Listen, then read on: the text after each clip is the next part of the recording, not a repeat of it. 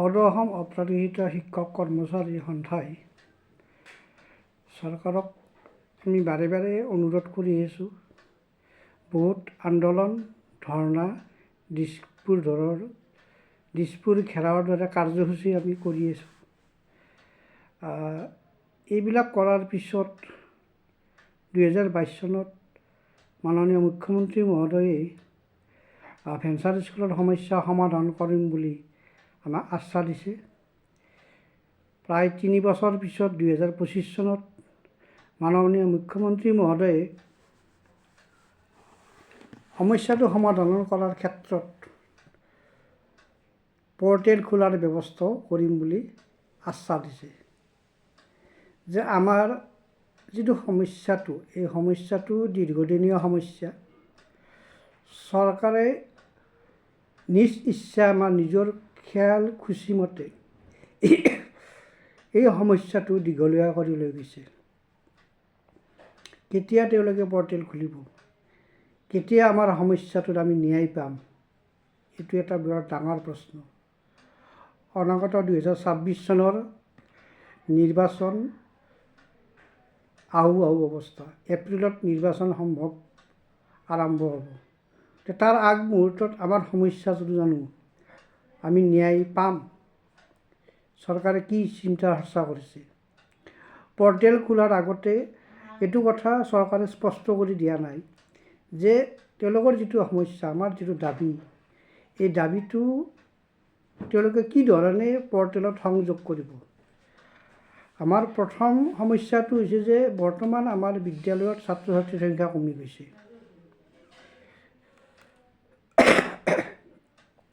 ছাত্ৰ ছাত্ৰীৰ সংখ্যা কমি যোৱাৰ মূলতঃ কাৰণ হৈছে যে আমি চৰকাৰৰ ফালৰ পৰা কোনো ধৰণৰ আমাৰ বিদ্যালয়ে কোনো ধৰণৰ সুবিধা পোৱা নাই। যেনে ধৰক চাইকেল পোৱা নাই, ইউনিফৰ্ম পোৱা নাই, বিনামূলীয়া পাঠ্যপুথি পোৱা নাই, মিড ডে মিল পোৱা নাই, যাৰ কাৰণে আমাৰ বৰ্তমান ছাত্ৰ ছাত্ৰীৰ সংখ্যা কমি গৈছে। গতিকে এইটো ক্ষেত্ৰত চৰকাৰে সম্পূৰ্ণ ৰেহাইৰ ব্যৱস্থা কৰিব লাগে, আমি দাবী কৰি আছোঁ।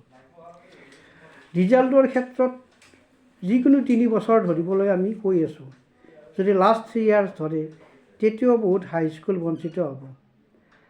আমাৰ দাবীটো হ'ল যে যিকোনো 3 বছৰ ৰিজাল্টৰ ক্ষেত্ৰত পাৰ্চেণ্টেজ ধৰিব লাগে। এই কথাটো স্পষ্টভাৱে চৰকাৰে আমাক জনোৱা নাই, কিন্তু আশ্বাস দিছে। কিন্তু পৰ্টেল খোলাৰ আগত এইখিনি বস্তু চৰকাৰে স্পষ্টীকৰণ দিয়াটো ভাল বুলি আমি ভাবোঁ, কিন্তু এতিয়ালৈকে একো স্পষ্টীকৰণ দিয়া নাই। আৰু দ্বিতীয় কথা হৈছে কি, এপইণ্টমেণ্টৰ ক্ষেত্ৰত শিক্ষকৰ অভিজ্ঞতাৰ ক্ষেত্ৰত 6 বছৰ ধৰাৰ কাৰণে আমি চৰকাৰক দাবী জনাইছোঁ। সেইটোতো শিক্ষামন্ত্ৰীয়ে আশ্বাস দিছে, কিন্তু কৰিব নে নকৰে সেইটো স্পষ্ট আমি এতিয়ালৈ ইংগিত পোৱা নাই। মাটিৰ ক্ষেত্ৰত কিমানখিনি ৰেহাই দিব, 6 চনৰ আগৰ ভূমি বা মাটিৰ যিটো আমাৰ অনুমোদন, সেইটোৰ ক্ষেত্ৰত কেনে ধৰণৰ ৰেহাই দিব, সেইটোও স্পষ্ট চৰকাৰে কৰা নাই। গতিকে স্পষ্ট আমি একো পোৱা নাই। কিন্তু আশা কৰিছোঁ যে মাননীয় মুখ্যমন্ত্ৰী মহোদয়ে অন্ততঃ সমস্যাটো সমাধান কৰাৰ ক্ষেত্ৰত গুৰুত্ব আৰোপ কৰিছে। এই ক্ষেত্ৰত কিন্তু শিক্ষামন্ত্ৰীৰ যিটো দায়িত্ব, শিক্ষামন্ত্ৰী হিচাপে এজ এ এডুকেশ্যন মিনিষ্টাৰ, তেওঁ কিন্তু সম্পূৰ্ণ নীৰৱ ভূমিকা লৈ আছে। তেওঁ আচলতে তেখেতৰ লগত আমি বহুবাৰ আলোচনা হৈছোঁ। তেখেতে এই কথাটোত গুৰুত্ব দিব লাগিছিল।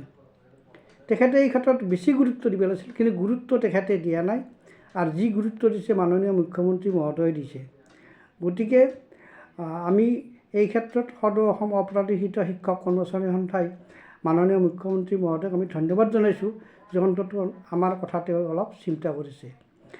কথা হ'ল কি, যদি আমাৰ দাবীসমূহ যদি সন্নিৱিষ্ট নহয়, যদি তেওঁলোকৰ ভবা ধৰণে যদি আইনখন কৰি থৈ যদি পৰ্টেল খোলাৰ ব্যৱস্থা কৰে, তেতিয়াহ'লে বিদ্যালয় প্ৰাদেশিকৰণ কৰা নকৰা একে থাকিব। কিন্তু আমি হাত সাৱটি বহি নাথাকোঁ।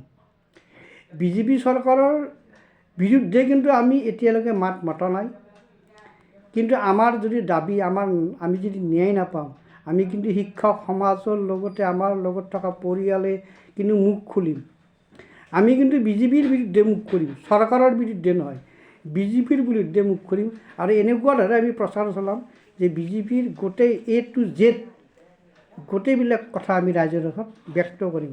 কাৰণ এই ৰাইজে পতা বিদ্যালয় আমি বিনা বেতনে 20-25 বছৰ আমি শিক্ষকতা কৰি আছোঁ। গতিকে ৰাইজৰ অনুষ্ঠান, ৰাইজে চৰকাৰ গঠন কৰি দিছে। গতিকে ৰাইজৰ কথা শুনি ৰাইজৰ জনমতক সমৰ্থন জনাটো বিজেপি বা চৰকাৰৰ দায়িত্ব বুলি আমি ভাবোঁ। আৰু এই দায়িত্বৰ পৰা যদি তেওঁলোকে আইনৰ অজুহাতত ধাৰা উপধাৰাৰ অজুহাতত আমি যদি বঞ্চিত হ'ব লাগে, তেতিয়াহ'লে আমি কিন্তু হাতৰ প্ৰতি বহি নাথাকোঁ।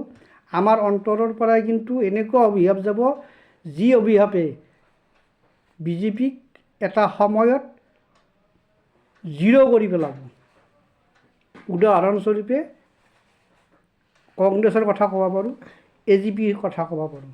গতিকে আশা কৰোঁ আমাৰ সমস্যাটো নিশ্চয় এই বিজেপি চৰকাৰে নিশ্চয় সমাধান কৰিব আৰু আমাক ন্যায় দিব বুলি, আৰু নিৰ্বাচনী অধিসূচনা জাৰি কৰাৰ আগতে আমাৰ সমস্যাটো, আমি ভেঞ্চাৰ স্কুলৰ সমস্যাটো সম্পূৰ্ণ সমাধান কৰিব বুলি আমি বিশ্বাস ৰাখিছোঁ, আশা কৰিছোঁ।